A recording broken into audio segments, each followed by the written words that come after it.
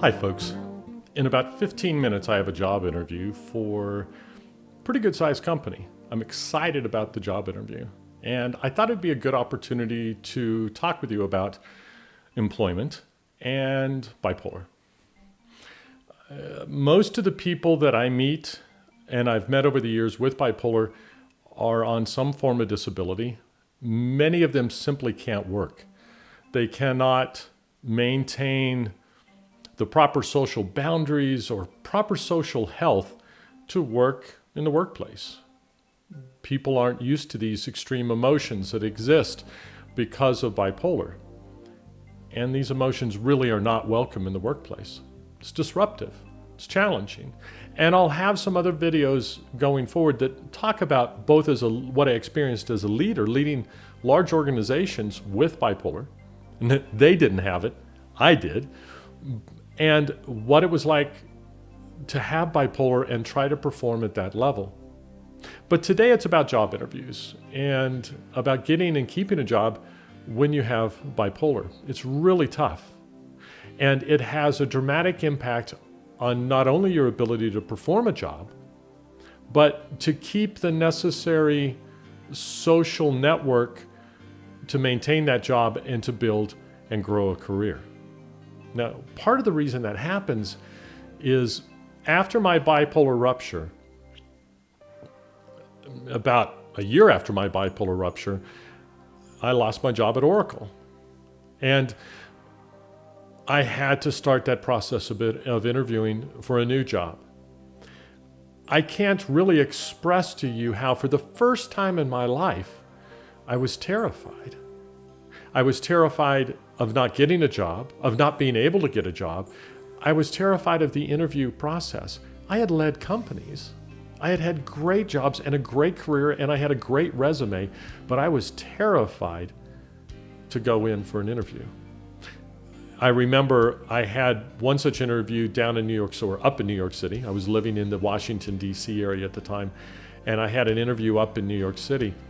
And I still remember being in the train station there in Midtown, terrified, literally shaking, full-blown mania before the interview.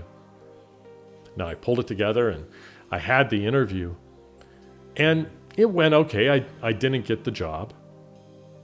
But after the interview, I don't even remember. I have glimpses of being in the train station.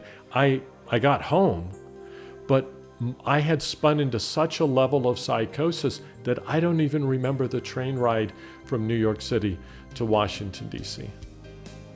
That's what a job interview was like with bipolar. So I only have a couple of more minutes. So I'm going to have a job interview in just a few minutes. This is what job interviews are like after you beat bipolar.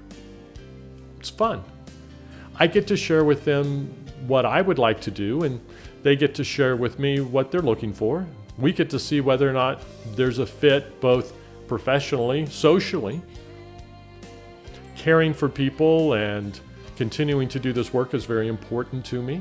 I want to make sure that that can be part of it, and I'm really looking for an opportunity to grow in a new company.